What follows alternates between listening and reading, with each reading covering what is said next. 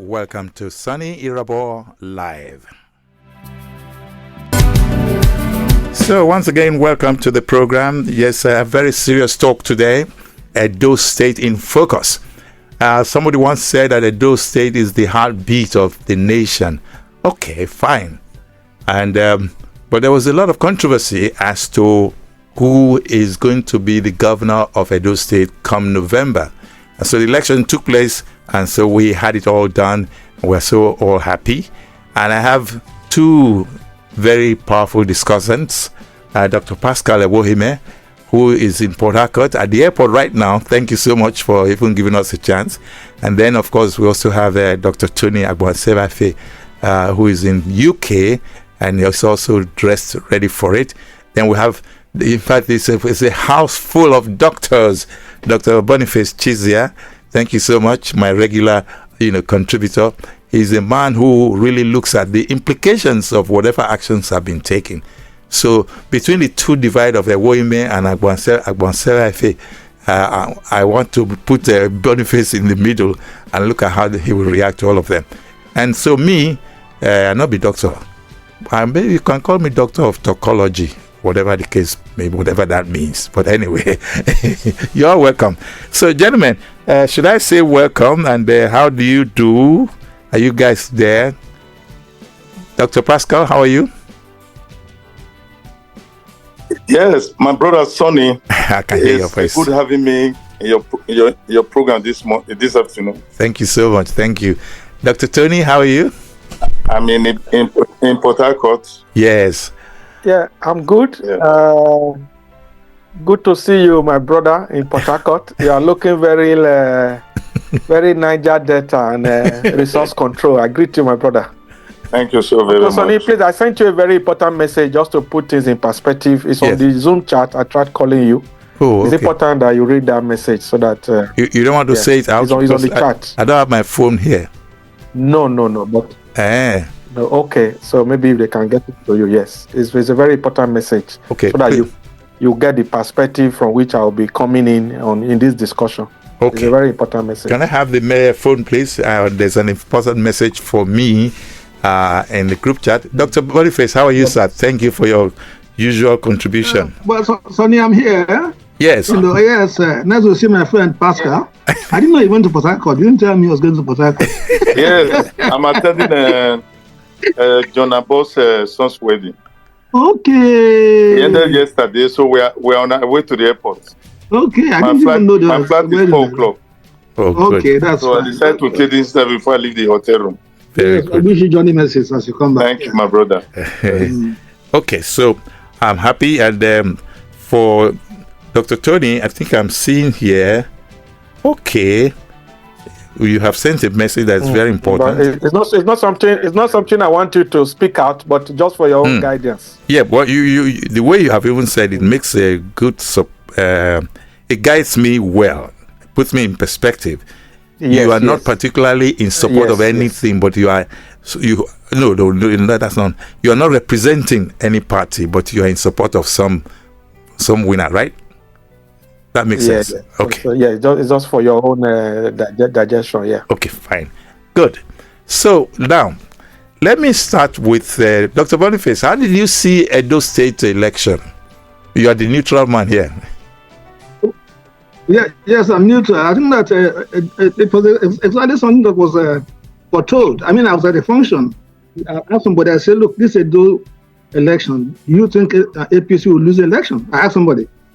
And the person that was the moderator said, how can? So I think that it was a tragedy that was foretold. So we all saw it coming. So I'll leave those who are, I'm like a distant person, I'm from Delta State. I'm not from here. Okay, the way but what I'm saying is that what happened wasn't. Sonny, what are you saying? No, I was saying that the way you have put it. I'm saying that it was. Yeah. Yes. The way you have put it, it sounds as if you are already taking a position. Let me put it that way, right? Well, I don't know about. Okay, let me put it this way. Let me say expectation. I think that's the word I should have used. Oh, okay. All right. Yes, expectation. Expectation. We're looking at the integrity of, of our electioneering process. It's not changed, and so on those states, they're waiting for them to come and see whether the same thing will be done on those states. So I think that the people, there were fears. Okay. That it was going to be hijacked. Right. I don't buy into it. I like that. Dr. Paschal, so let's hear it from you. Yes. You're talking about the outcome of the elections. September 21st. Yes, September 21st. Yes. Gubernatorial election in Edo State. Yes.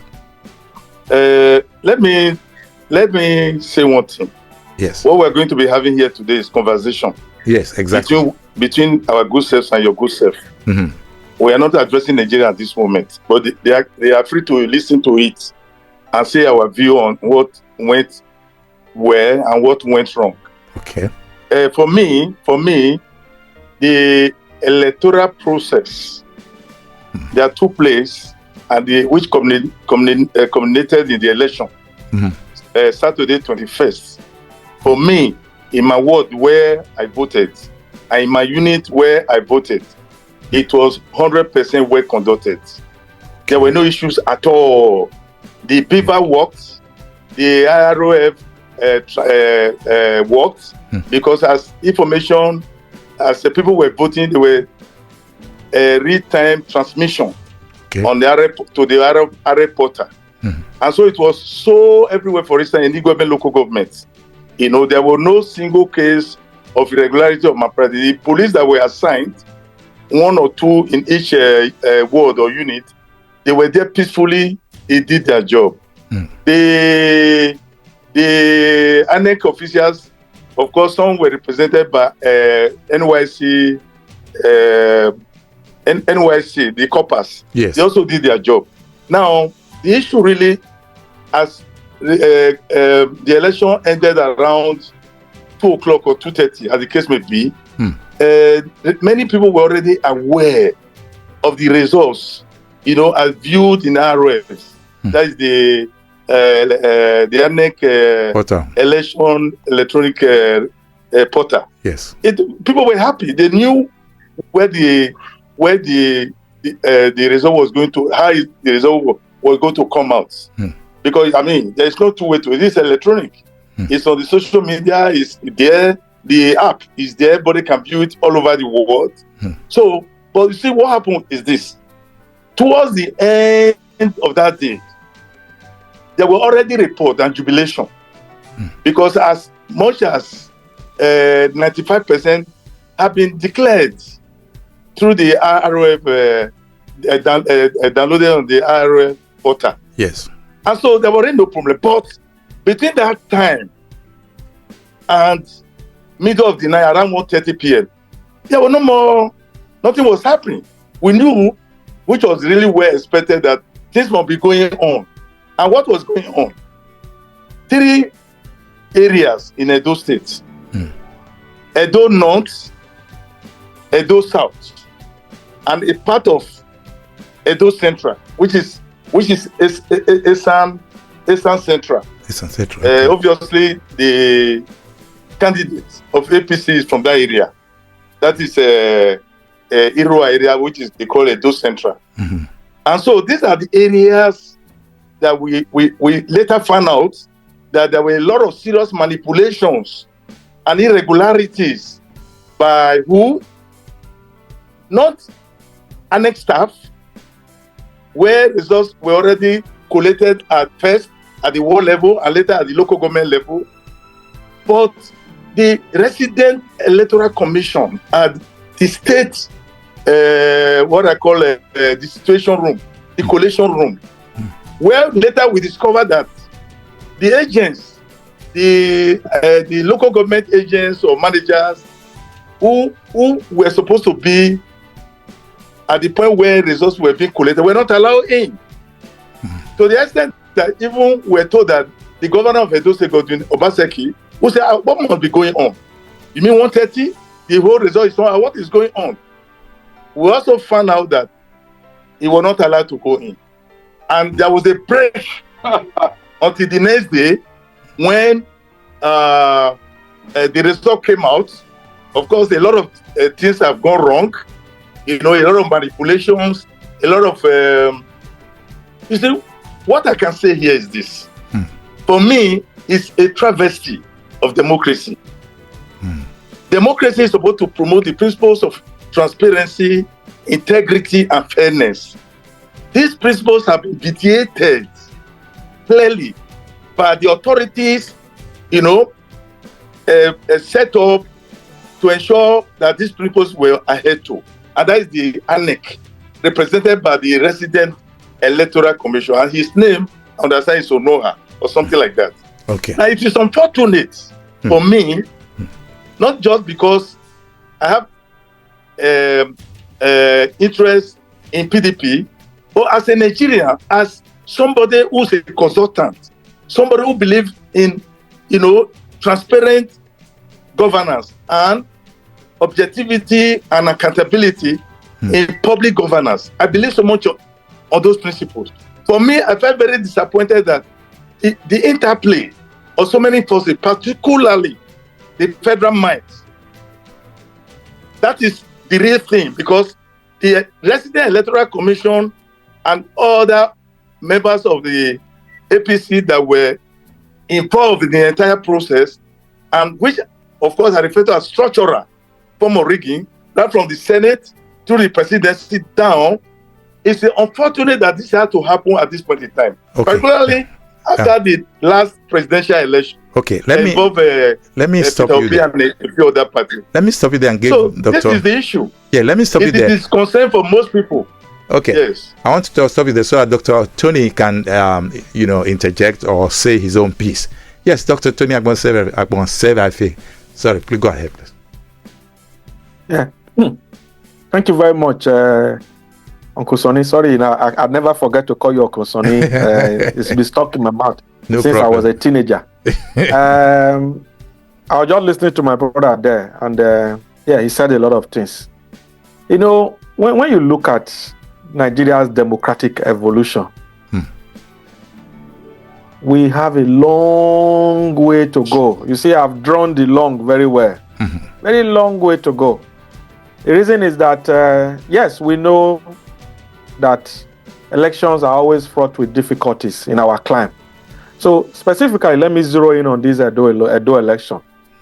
I belong to a cross-party movement that supported Senator Monday Okpewolo, aka Akpakomiza, who is the governor-elect of Edo State. So in that cross-party movement, we have people from all political parties who just believe in him.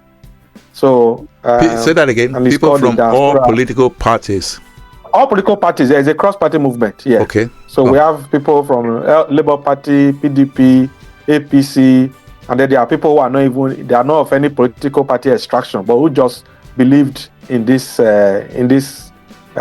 gentleman who is a Edo State governor-elect today. So now, I want people to understand something.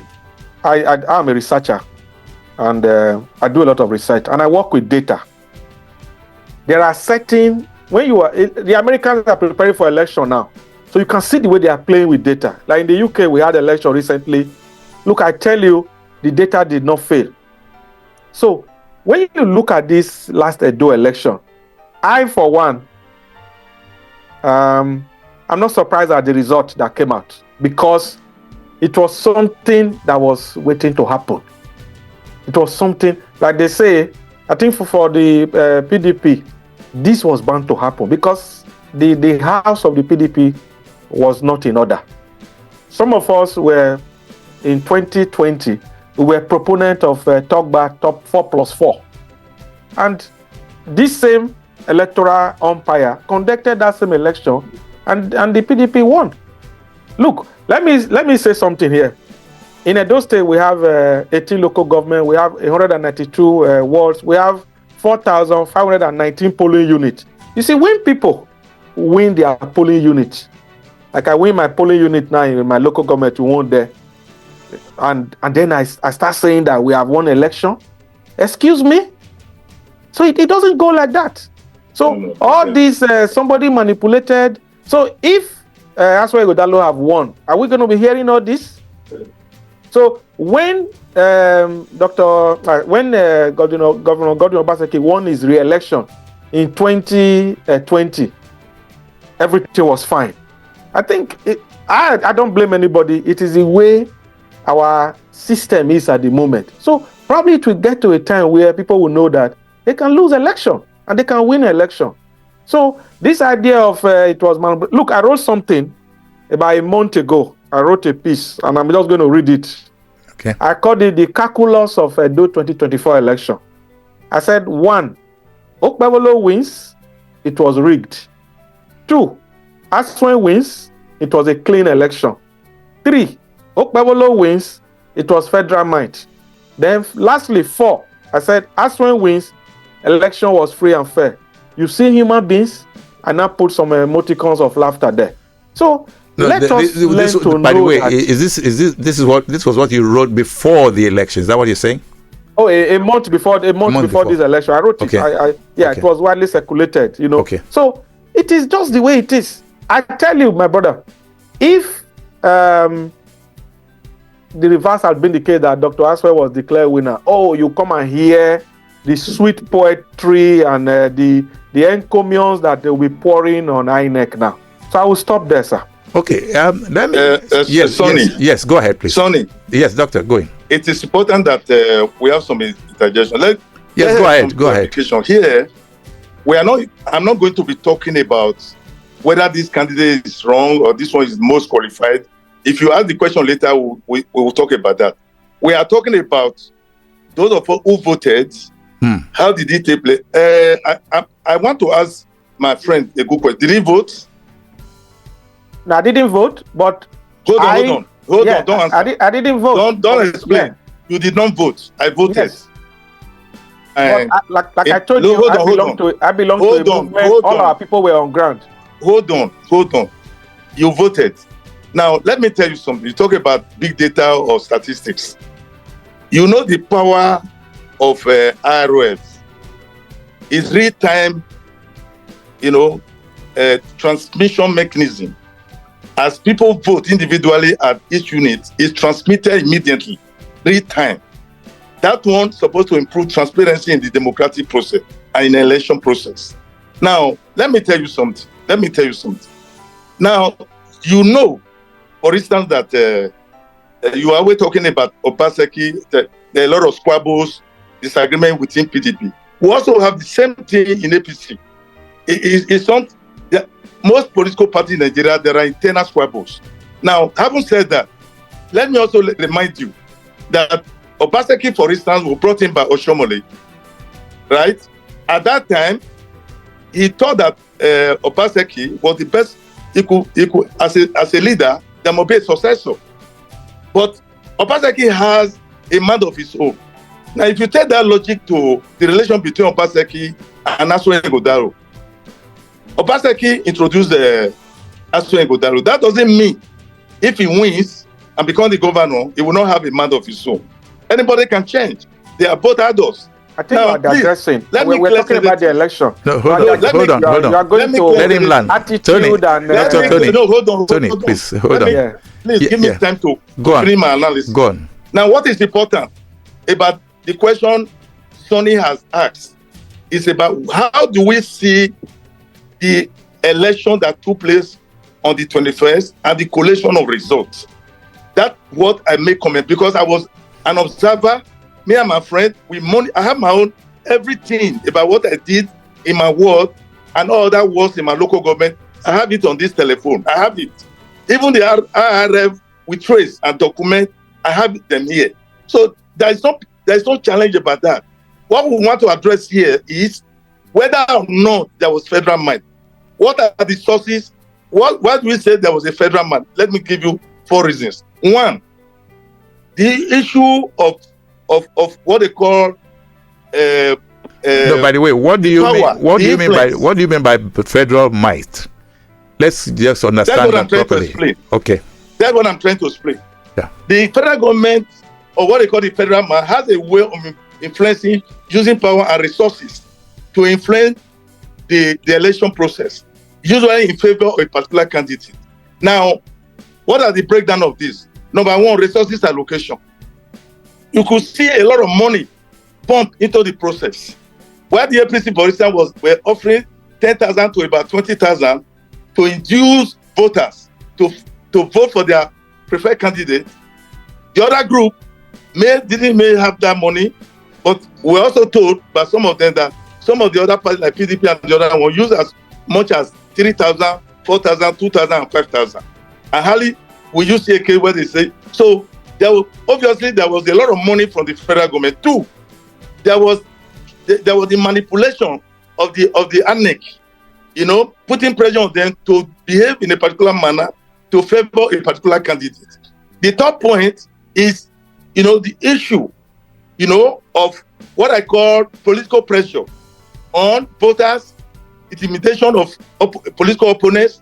We saw all these, before and during when and after. You saw this, who did you report to? When you saw all those things, who did you report to? Government, I saw them.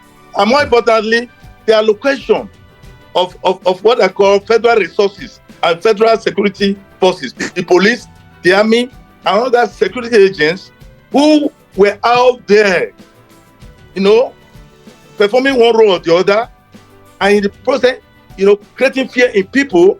And there were instances where, for instance, what they call it, EFCC caught some people, right, who were members of leaders of APC. They took them away. After about 30 minutes, they were returned. Okay. So these are some of the influences, we call federal mind. This was your own ward, your own area. Yeah? Yeah, that is my definition of federal mind. Okay. Because it cannot come from an individual. Yes. Talking about the candidate. Talking about the candidate. Mm-hmm. That is Agbonasevbaefe Ighodalo and Monday Okpebholo. Yes. You will recall that he made an extensive consultation and visit to even various stakeholders in diaspora, talking to them, sharing his vision and program. Who did? He attended all interviews in most social media, including the top-ranked television houses. Who are you referring to? Who are you referring to? Defending his position and program. Who are you referring to? It is not true what my colleague said, that there is a kind of party coalition to support Okpebholo. This Agbonasevbaefe Ighodalo, from my indication, he did better than most of the candidates in terms of building coalition and interacting with various stakeholders, both domestic, across all stakeholders and all those in the diaspora community. Let me give Dr. Boniface a chance to intervene here. Yes. Okay. Right.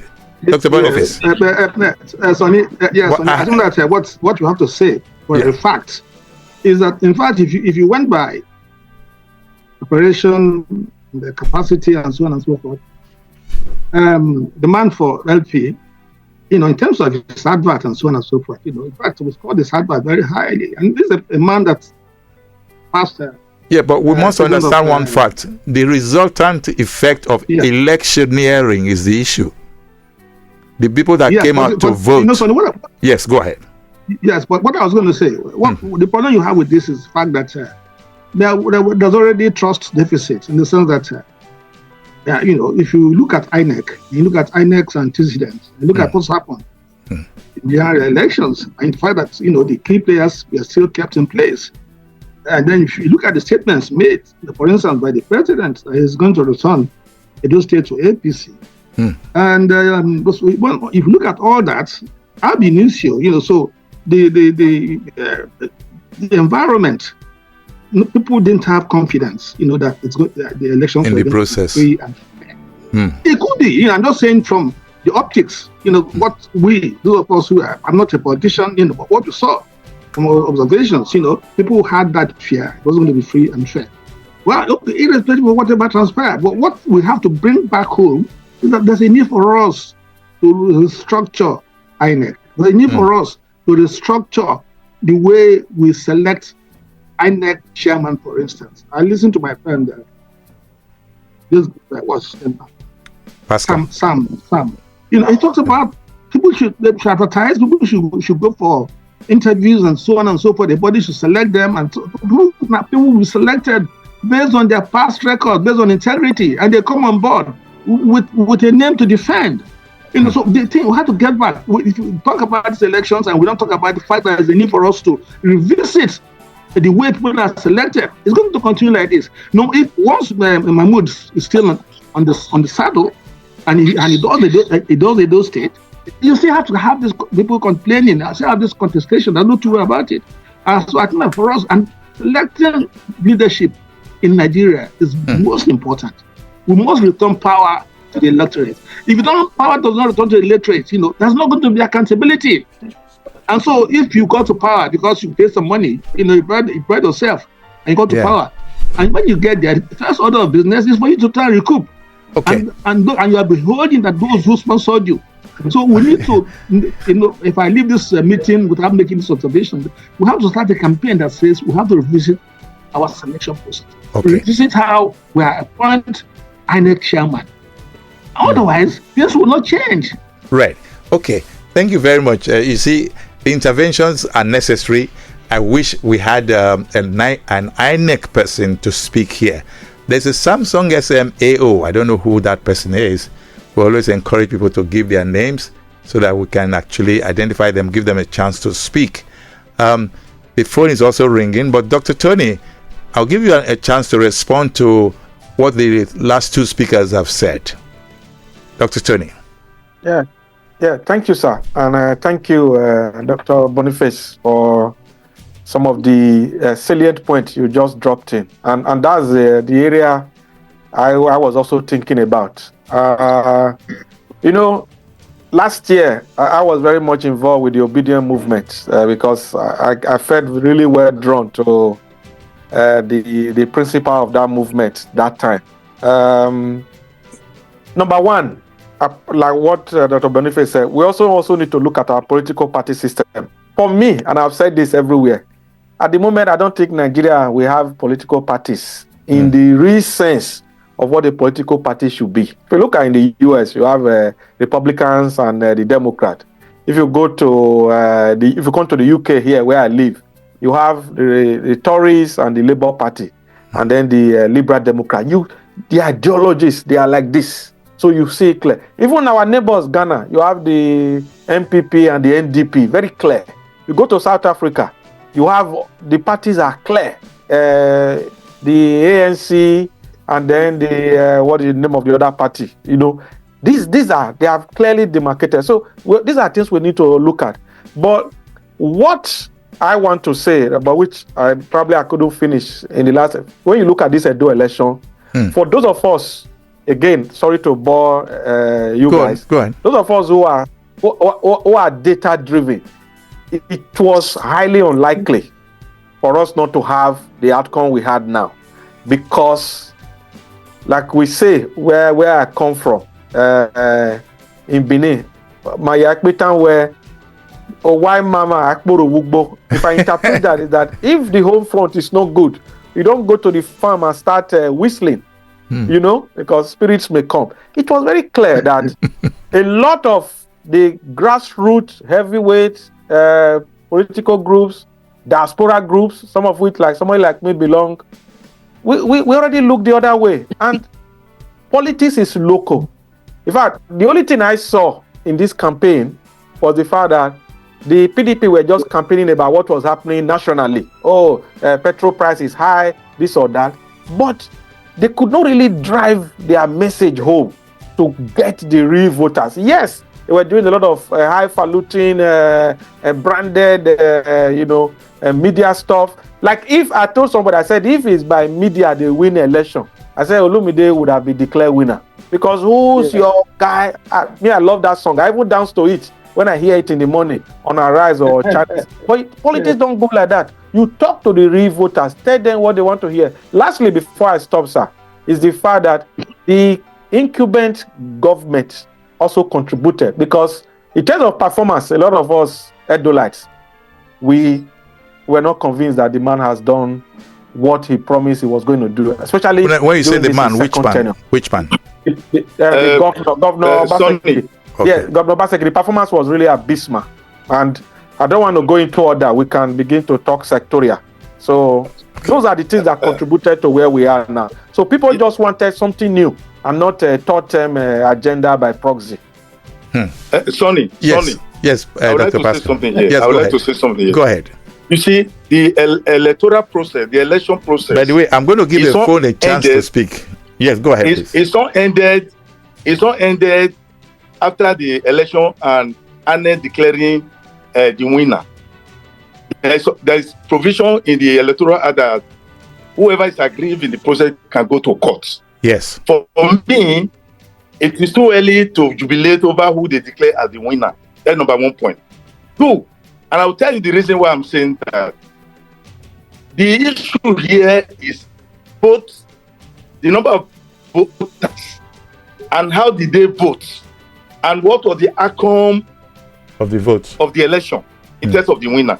I want to say clearly that for me, we need to be honest Nigerian. I don't want too much digression on this discussion.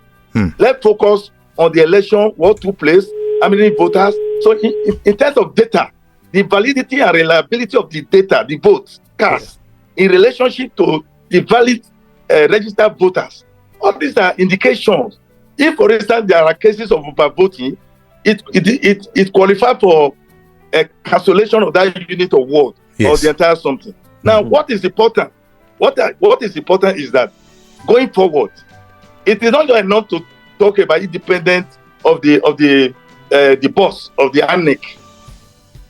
At the end of the day, a federal government leader will appoint the boss of the INEC, no matter how independent we are looking for. But what I think we should be talking about, right, is to have check and balances. To this extent, I'm calling for, the need for election audit commission, independently constituted. It can be made up of election observers, competent audit firms, and even international bodies to look for the data and analyze it. It should live true to its name and look for where there were irregularities. Yes, and independent. Secondly, it is also important that they should, whoever is aggrieved, and I believe Agbonasevbaefe must prepare to go to the courts and provide all data, all tangible evidences, transparently disclosed to the whole world, and that court proceeding must be open, transparent, and everybody should see all over the world. So we must get to a point.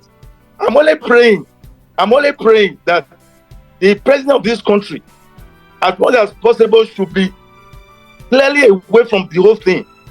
At the end of the day, once the data come out, because this is the position, it is a yes.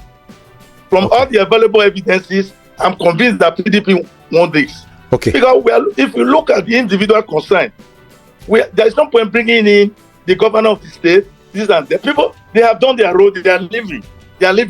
The two people in question is Paschal and Agbonasevbaefe. Yes. What are the criteria? When you look at the criteria for picking as a consultant, number 1 is leadership experience. Look at the two, what they have done all their life. Which one has more leadership experience? Look at the issue of integrity and morality in terms of conduct of business. You couldn't have appointed somebody like Agbonasevbaefe to many bodies in Nigeria, including the National Economic Summit Group, if the man is not a man of integrity or the man is not competent. You look at the issue of ability to manage crises. You look at the issue of financial management.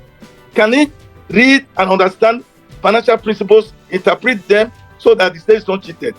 Does he have ability to bring in investors, discuss, negotiate deals with international groups to bring in money to encourage external domestic investors so that the economy of Edo State can go up? So there are many other criteria you use in looking at both two of them.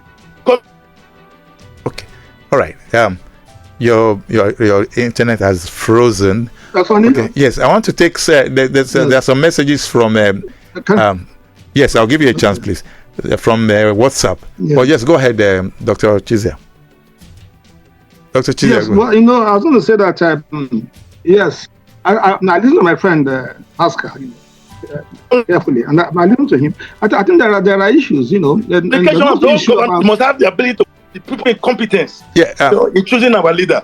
Liberal politics. Partisanship is not the issue here because, like the other person said, there is no difference between PDP, APC. You see, today the deputy governor was a deputy governor under PDP because there is a quarrel and disagreement, they move to the other party. So none of them can be trusted. What I'm looking for is the competence of the individual who has the. Unfortunately, his internet is freezing. Okay. That's All right. right. Okay, Dr. Paschal, let Dr. Boniface speak. Meanwhile, you don't say anything anymore. Yes, go ahead, sir. Yes. Yes. What I'm just going to say that what Pascal was just saying is that Nigerian voters don't have that sort of sophistication. They don't, I mean, we are talking of maybe UK environment or something like that. They don't. Where they go to assess the person, assess your ability. Are we there, Sonny? Yeah, Dr. Pascal is speaking now. Yeah. Go ahead. Yes. Pascal. So, to conclude what I'm saying. Sorry, Dr. Pascal. Sorry. Dr. Boniface is speaking. Sorry, Dr. Boniface is speaking. I made a mistake. Okay. Yes, go ahead, please. Right, Sorry. yeah. Yes. So what I was saying is that just one make two quick points. One is that Nigerian electorate don't have that sophistication, given our level of development, given the hunger in the land, given the sophistication of the electorate. What Pascal is saying in terms of qualifications and so on and so forth, it doesn't matter much to the people. So that's why you were both buying. It's rife.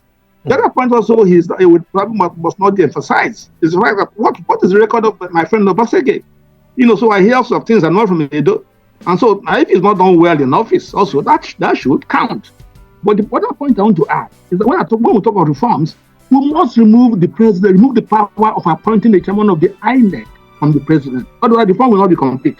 The position is that when you go through the interviewing process, you elect 3 people, and you send it to Council of State, or the president. He will meet the past presidents and governors and so on, and they decide. Then the thing will be sent from the Council of State to the National Assembly.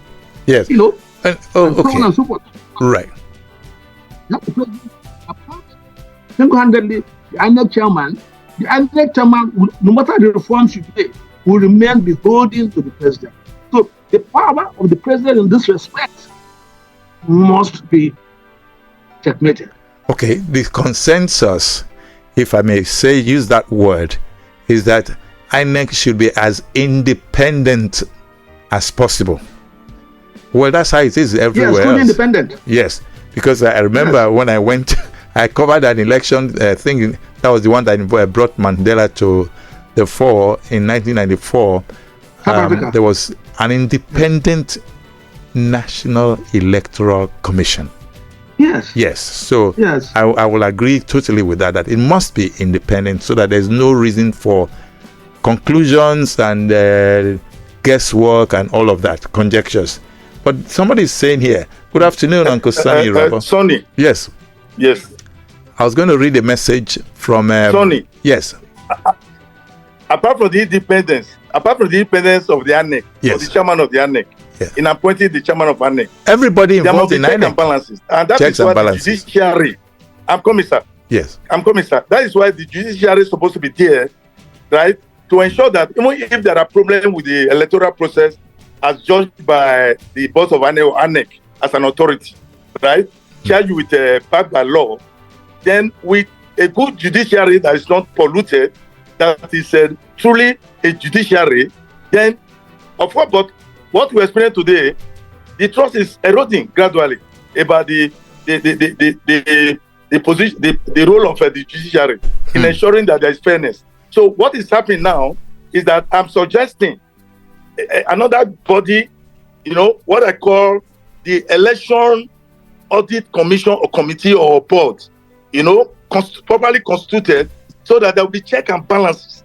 Even though the power of the ANEC is there, and with the judiciary, which have been, they've been, I don't know the language to use now, their performances over time now have not been very satisfactory. Because if anything goes on the other side, you say go to the court. Now the court, everybody is afraid to go to the court because you might not get your justice. So I'm not saying there should be an independent, election audit committee or commission. The membership, it can be debated, but we want to ensure that they will obtain the relevant election data, the voters in Edo State or all over the country, wherever election is taking place, and they will look at it scientifically. They should be able to do this thing and come to the outcome before they can say this person actually won this election. Okay. Anything short of that, we are just wasting time. Okay, let me read I this don't message. believe that Nigeria cannot change. Nigeria can change. Yes, I want to balance this conversation because Dr. Tony hasn't said anything since. Yes, Dr. Boniface, want to say? So I want to say that part of the reforms is that you have electoral tribunal. We need to ransom the judiciary as it is today. Yeah. Be a tribunal that will have the final say. And but we do have election tribunal. Retired. Yes. So you have, and the decision is final. So you remove the election adjudications from our normal court processes, which today has been hijacked, and you put retired chief justice to populate this electoral body, and the decision they take remains final. There will be no appeal. Okay, all right. So federal might. There. Good afternoon, Uncle Sonny Rabo. This is from WhatsApp now. Federal might means Tinubu clearly stating, oh my God, what is this? Okay. Saying on television that he will make sure APC wins Edo State. Tinubu followed that statement to the letter. Former Governor Nyesom Wike, younger brother, was that's Wike's younger brother, was brought in as an INEC committee member in Edo State. Edo State election was a sham. I pray Aswe Ighodalo will recover his mandate. This is from Osaze Hunamure from Igando. Okay. Uncle Sonny, please ask the APC man if the Edo State election was free and fair. Yes or no question. Same guy again. He didn't vote. He did not vote. Let him answer by himself because he had access to all the sources. Yeah. Yes. My brother, Dr. Paschal. Let me just tell you something. I may be far away, but I want to tell you that people came from abroad now. They came from US, but UK. But at this time, let him speak. I just came back from Nigeria not too long ago. Yes. I'm very much at home. I beg. Okay. Right. So now, was the election free and fair or fair? That's the question the person asked.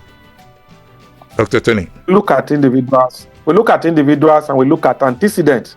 And for us, we gravitated towards the governor-elect now, not because he's in APC or he's in any other party, XYZ. No. It wasn't because of that. Just him.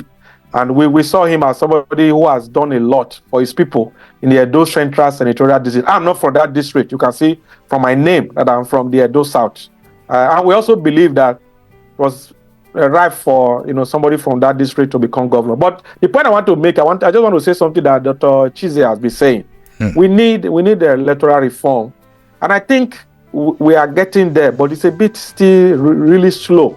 We are getting there because if you look at this current electoral act that was passed into law when Buhari was president, I think it pushed us a bit forward. But my only fear is this: even with technology and all the rest, some of us we've traveled around the world and all that. It's human beings that still operate technology.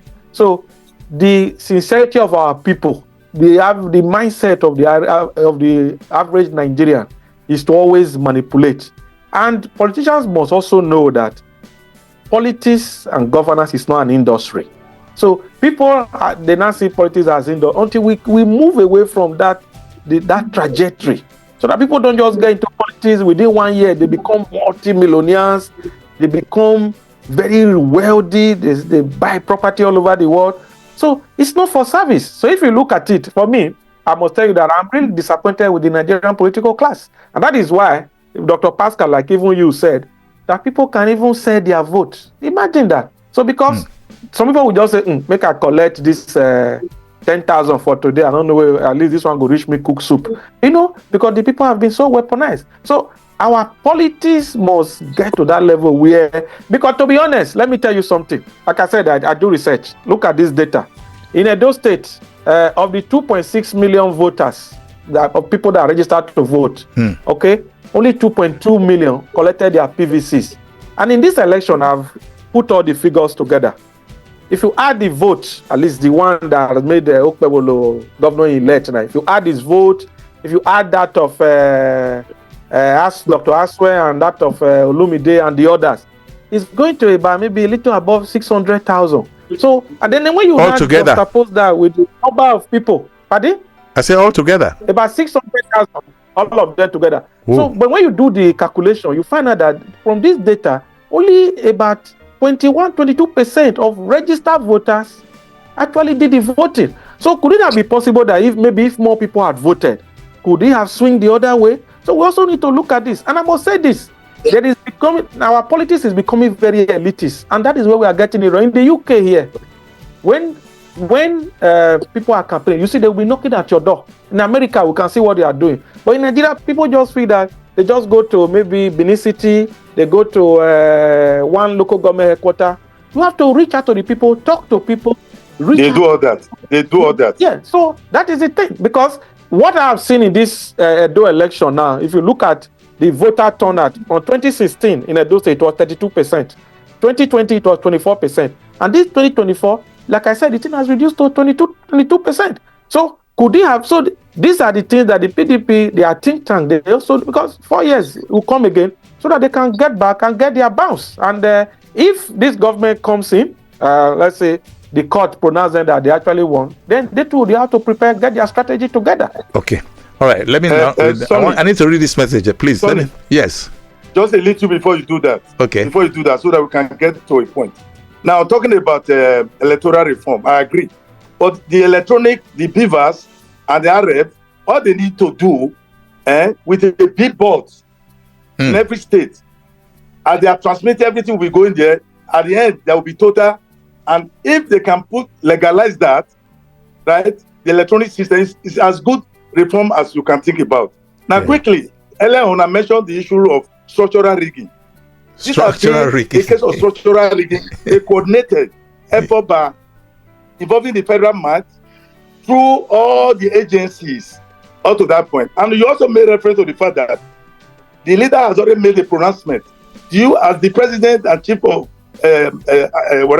commander-in-chief of Nigerian Armed Forces, do you want those state back to APC? And they say yes. He said consider it done.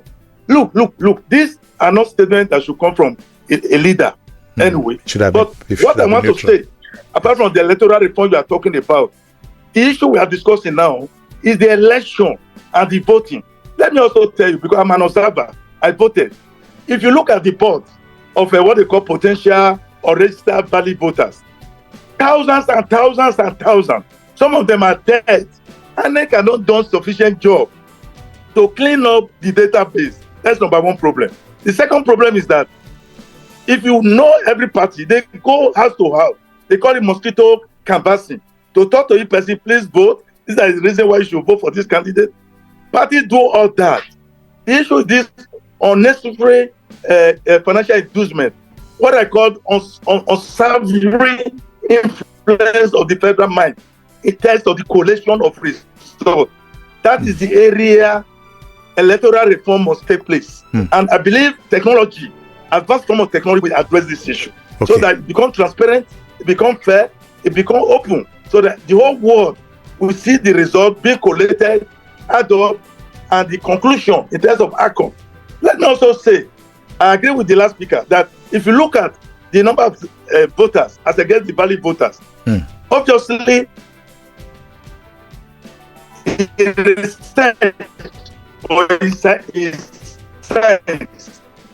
not adequate, it's not representative enough to say, to come to the conclusion that the election has to be repeated. We have to go all over, but we cannot do that. We don't have the money. So the little information we have, for those who voted, let them count accurately. And at the end, they should be able to say, without an unsavory influence, that this person won this election. That's what I'm talking about. Please, Nigeria, we need to be aware of this. The country must change. We cannot continue like this. Our children are watching us. You know? All right. So Sonny, I'm done with this interview. Thank you. I want to run to the airport. Okay. Thank you so much. You've done so well. Meanwhile, you want to wait so that let me read this message at least. Let me quickly read this message. Yeah, please. Good afternoon, Uncle Sonny. I believe if we want credible elections, then the process must first make transfers of polling results to the IREV, mandatory. Okay. Added to this, transfers must also include video evidence of the polling officer counting and confirming the results of his polling units on site. This is Gabe from Aja. Okay. Yes, thank you, Dr. Paschal. Please go ahead and catch your flight. Thank you so much. Safe journey. And when you land in Lagos, we will welcome you. Okay. Right. We just have about 9 minutes. Yes. Yes, Dr. Boniface. Sonia, I was going to say that the thing is beyond the thing is beyond the structure. The structure we have in place can do the job now. But the thing is that you put people who are already compromised in a position. Okay. So that we must get down to brass tacks to make sure that the way people are appointed, they are free to act independently. It's very important. The people, even what you have to do on ground can deliver a free and fair election. But if the person is compromised, the person has been put there for a purpose, and is dancing, is a puppet on the string, then you won't get any results. That's what we have to get back to putting a different structure that will make it easier for people to be independent. Very important. That's very important. Election should not. Yes. Oh, Dr. Paschal, you still there? Yes. Not be done in the enclosure. Election should not be done in the enclosure. It should be done in the open. Collation should be done in the open. Election. The collation by NEC should be done in the open with all the cameras in the whole world, TVs, watching it. They will count it. Everybody will see. All those funny manipulation and the rest should not be the case. There's something that is impossible. Believe you me, if people don't have clandestine interest, they don't have dubious intention to rig an election structurally, we shouldn't have problem in this country. Everything should be open. Candid communication, openness, transparency, fairness, and properly documented. There's no point deceiving ourselves. We're not ready yet. Okay. So, Dr. Tony, Dr. Paschal is just taking his leave. So, what do you have to say now? And safe flight, my brother, Dr. Paschal. So, the point I want to make is this. Yes. All this thing we're talking about, Uncle Sonny, is the mindset. The mindset. The average Nigerian politician, an election is good when they win. So even if they've done, because all of them, they try to outwit each other. Let's not, dribble ourselves about that. Politicians want to outwit each other. So they do all sorts of things within what they know they can do to win elections. Okay. So, but when results are announced... Hello. Sorry, there's a caller. I just want to quickly take this. Yes, please. Good afternoon. Okay. Good afternoon. Thank you very much for allowing me to contribute. Yes. Go ahead, please. Go ahead. Hello. That's the problem we'll be having with the phones. This is the only one that got through. Okay. All right. Yes, Dr. Tony, sorry about that. Yeah, so when they lose election, even within the weakness of the electoral umpire, when politicians, like I said, if the reverse had been the case, you will see these people in the PDP, they will be pouring encomiums on INEC that they've done a fantastic job, but when they lose, so they have to be like Dr. Boniface said just now. There have to be an agreement for us to say our system must work. What makes society, of course, I remember the interview we did recently. I said, what makes a society work? The difference between societies where things work and societies where things do not work is functional systems. So if we'll go and bring Angel Michael from heaven to come and be INEC chairman, it will not still work until everybody, every Nigerian, everybody from each state say, let us be doing the right thing. If you lose, you lose. If you win, you win. And then everybody has a fair chance. That is what they call a egalitarian society, where you stand a chance. Look, for all the years I have been in the UK, I have not seen one election tribunal. And before I came here, people also told me that the last time they had tribunal for election here was, years ago. It doesn't happen because the thing is very transparent. And everybody, you can't bribe anybody to try it. The person is gone. You cannot. I'll just give you guys. I'll give you you and Dr. Boniface 1 minute each so that we can sign off. Dr. Boniface, you've been an umpire, but of course I knew where you were going to, because you've honestly condemned the whole process from day one anyway. So what do you think? Yes. Well, I think that my solution is that the day will go to court and then he will not win. That's where I see it, because even the judiciary has been hijacked. So we have to stop lying to ourselves. It's very important. Right? We must effect the changes that are needed. And unless and until we did that, this country is not going to make we won't have any development in this country. Okay. Dr. Tony?